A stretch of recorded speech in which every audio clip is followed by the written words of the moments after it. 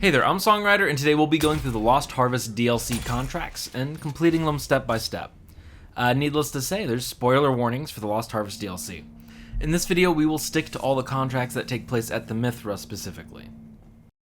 To begin, we receive a distress signal of a crashing ship. With those coordinates in hand, we can set out to rush to the crash site. In this case, the crash site is located in a sort of triangulated position between the Vermilius Gap, Sheol, and South Haga Basin. Before leaving, you will want to grab a few supplies. Mainly 10 basic heal kits, 4 basic scrap mala pistols, and at least 500 basic darts beyond what you plan to fire. These will come in handy later. Traversing our way over to the wreck, we'll quickly find the survivors after entering the wreck through this tunnel here. They're fortunately very trusting of strangers, despite the gruff welcome, and don't start firing immediately.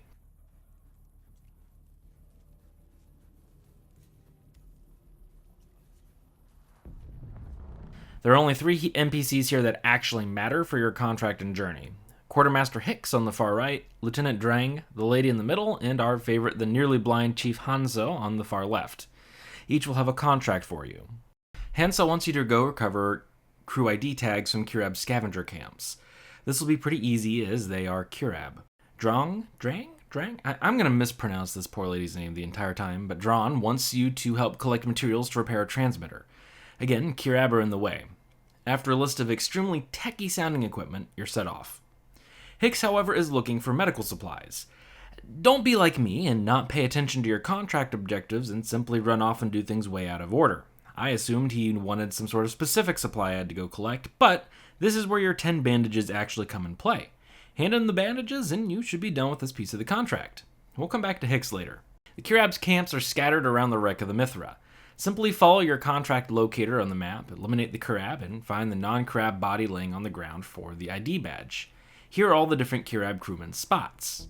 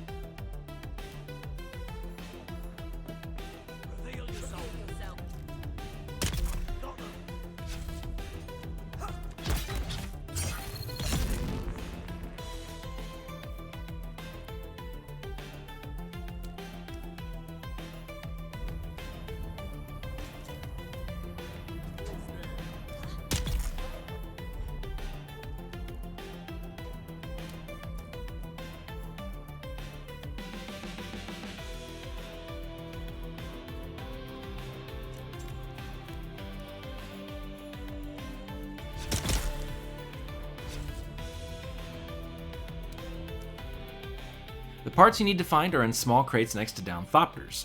Again, follow the contract marker, murder some Curab, and nab the crate. Easy enough. Generally, if you follow the contract markers or the crewman IDs, the crashed Thopters you should need will be along the route for the most part as well.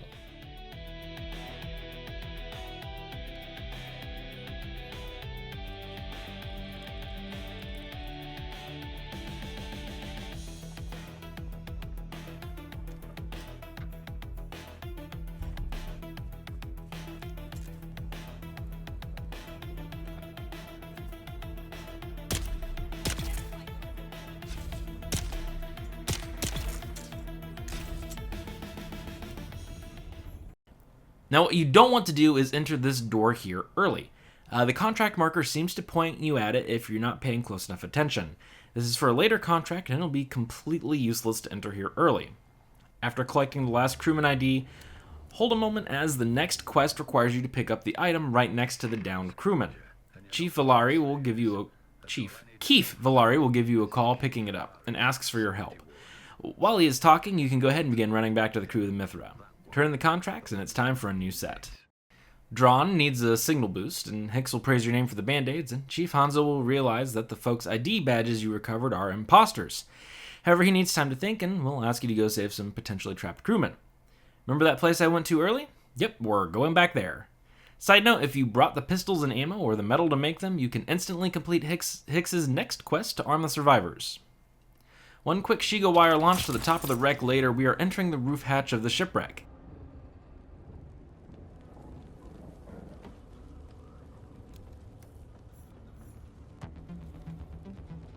There's a bit of scrap metal directly inside the hatch here if you forgot the goods, but you will have to play zone hopscotch to be able to pull out your cut array on it.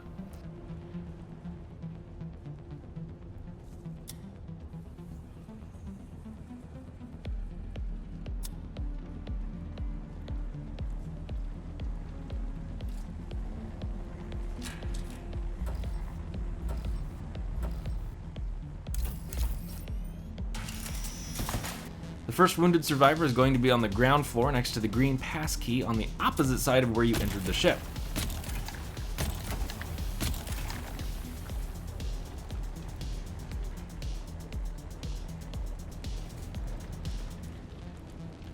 Help him, grab the pass key, and run back the way you came until you're in the first big room, and then jump up on that walkway and enter the door. You'll find another sad sap directly next to the yellow pass key on the floor who needs saving. I can't believe it. Somebody came. Take the yellow passkey back past the location you found the first survivor and around the path on the left and rescue the last fellow.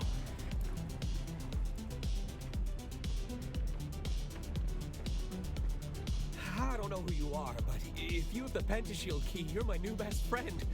For a tidbit of extra loot, there is a passage on your right as you're leaving the ship with a small loot chest in it. Survivors saved, it's time for the next contract. Leaving the hatchway, you can actually probably see your contract objective for the signal boost on the cliff across the way here. A quick Shiga wire claw plus a Spencer belt trip later, you should be on the objective. A quick button press repairs everything and you're good to leave. Do watch out for some Kirab who may try to attack you though, as soon as you press the button.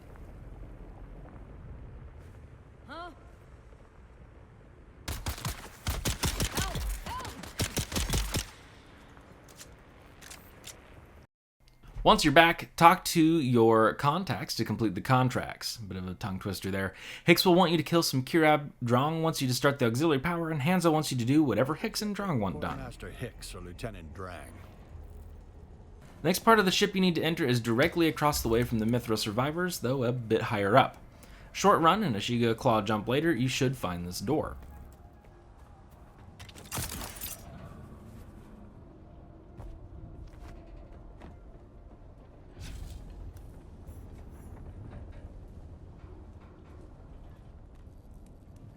The beginning of the shipwreck doesn't allow you to pull out tools. Look for the window shutter door on the right-hand side passage to continue.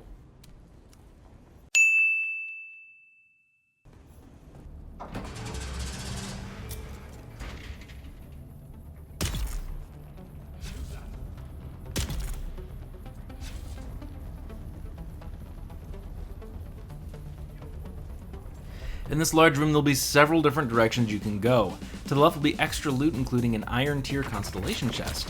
Up and behind you is a few loot locations. To the right is a small jump puzzle with the blue shield key you'll need later, and directly straight ahead is going to be the main objective. There will be several Kirab waiting for you, including a heavy that will open fire from above and behind some cover on the right, unless another player cleared the area already.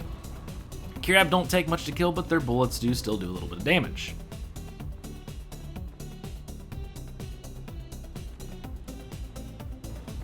This passage on the left looks a little bit like a dead end until you look up. Jump up to the balcony on your left to find another small shutter door. Go down the tunnel and then drop into the small hole.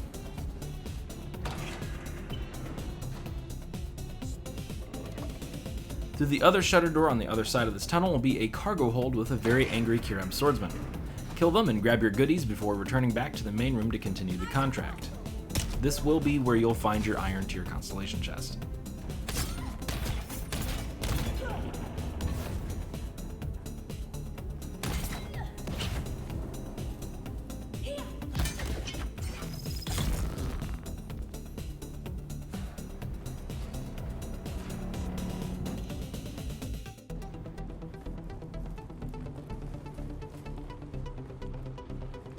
In the room on the right, jump across the holes, grab the key and leave. Nothing fancy to do here.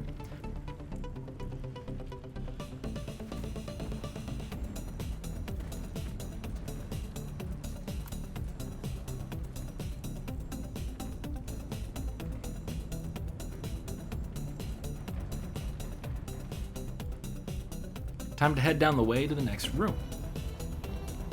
The small room on the right has the aux power station. Make sure to hit it before going through the next shutter door. Through the shutter door, you'll find some more damaged ship structure. Just go straight across the gap and take a right.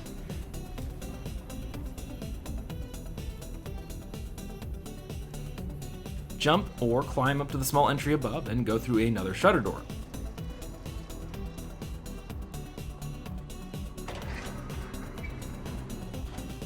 With your blue passkey, you should be able to enter the bridge for the last part of the contract located here, and a loot chest.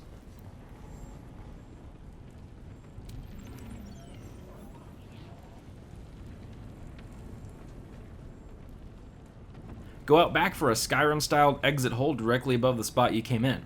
Time to leave and go turn in those contracts. If someone else was here first, you may have to wait for some respawns on the Kirab, but even with Jester running around in here too, I managed to get enough kills for the contract with just 3 Kirab, so I'm not exactly sure how many needed to be eliminated, and I didn't read it because I was a terrible person. Also, do note, the area directly around this door is tools disabled zone, so your suspensor belt may not work depending on where you jump down at. Ow. Return to the crew, turn in the contracts, and they are all super happy, and they will be buying you drinks if they live. Hanzo will tell you they are all set, and your final Mithra rec location contract is to reach back out to Kief, who will tell you your next objective and start the next step of the journey, which is to collect a drop-off at a mining facility defended by Kirab, something we'll cover in the next video. This part of the DLC is extremely easy, and aside from the turn-in materials, should prove very doable to any player. Though the journey to the rec location could be a little dangerous for anyone without a thopter. That's a pretty big section of open desert there. Don't worry though, things will get a little spicier as you move forward. Want more Dune Awakening content? Make sure to subscribe and check out some of these videos below.